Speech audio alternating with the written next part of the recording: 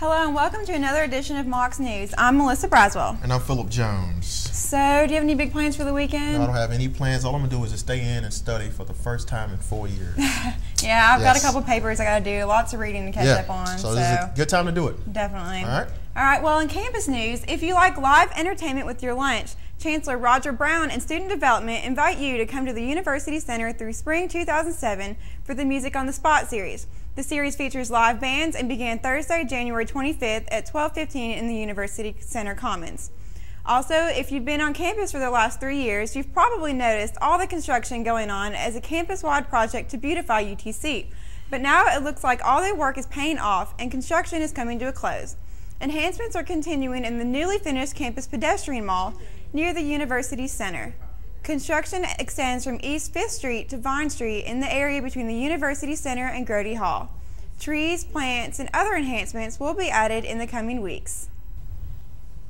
All right, cool. Let's take a look at local news. According to Chattanooga.com, a man who fell 40 to 50 feet from Veterans Bridge to the ground below late Tuesday afternoon was listed in stable condition on Wednesday morning at Erlanger Medical Center. The exact circumstances surrounding the man's fall is still a mystery, officials said. The 32-year-old man who was found below the bridge on the ground by officers with the Chattanooga Department Bike Patrol around 5:30 Tuesday afternoon. The fire department spokesman Bruce Gardner said the man's identity is still a mystery.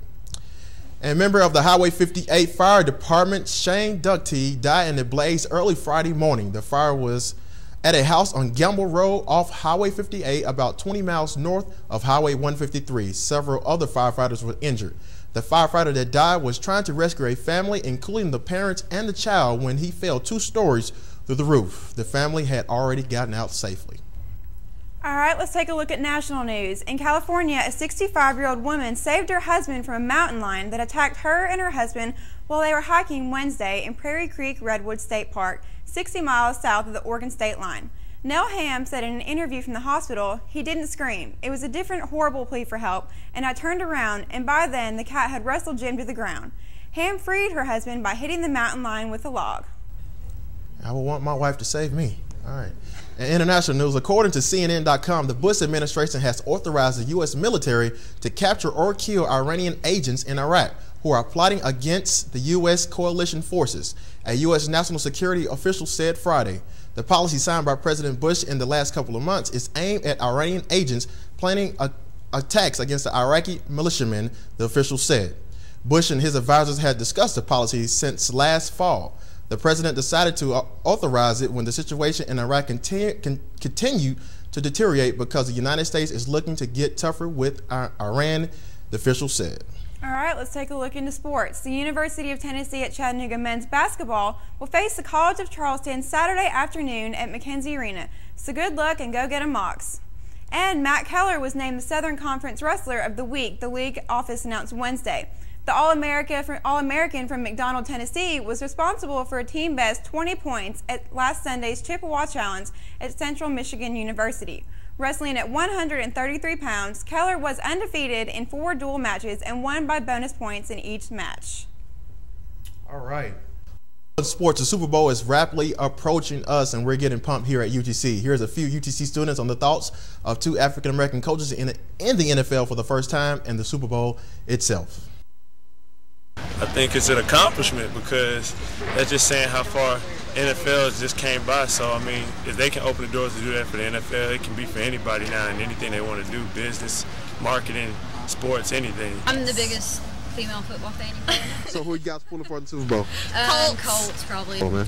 Going for the Bears, the underdog. Going for the Bears. Why is that? Because I hate Peyton Manning. You hate Peyton Manning. I would be rooting for either side.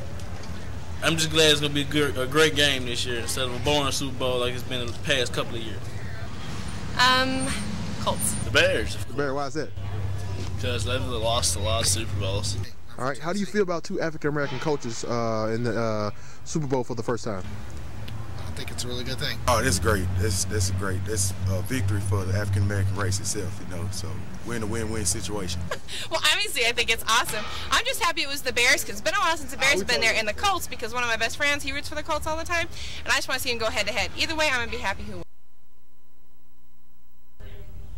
All right, so who are you pulling for in the Super Bowl again? I'm a big Peyton Manning fan, so. All right, I think I'm going for the Colts too. Yeah. I like Tony Dungy.